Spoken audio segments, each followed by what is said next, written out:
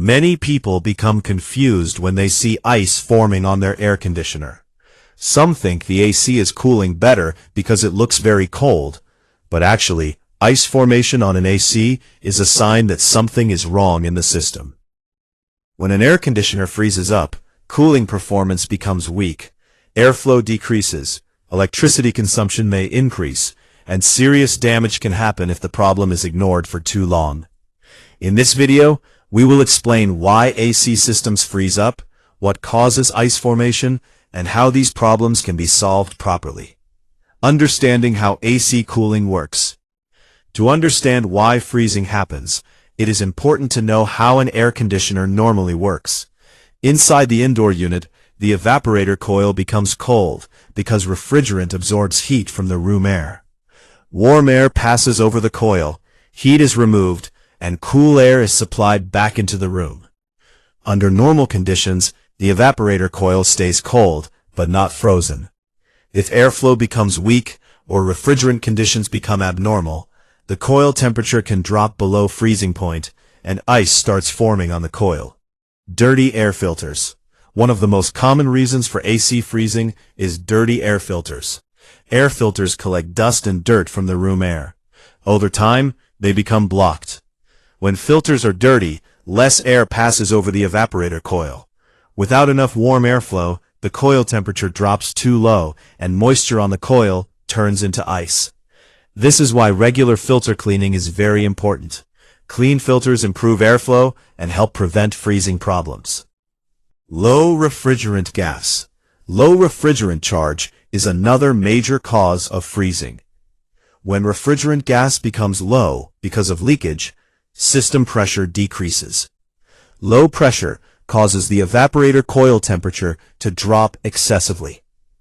As the coil becomes too cold, moisture from the air freezes on the coil surface and forms ice.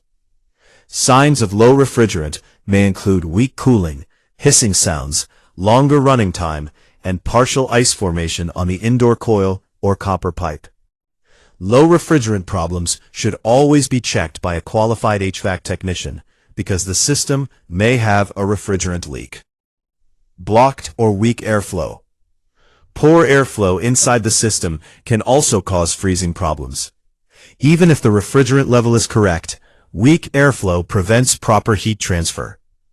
Blocked vents, dirty evaporator coils, closed air registers, or blower fan problems can reduce airflow significantly. When the coil does not receive enough warm air, its temperature drops below freezing, and ice starts building up. Good airflow is extremely important for proper AC operation. Faulty blower fan motor. The indoor blower fan pushes room air across the evaporator coil. If the blower fan motor becomes weak or stops working properly, airflow decreases.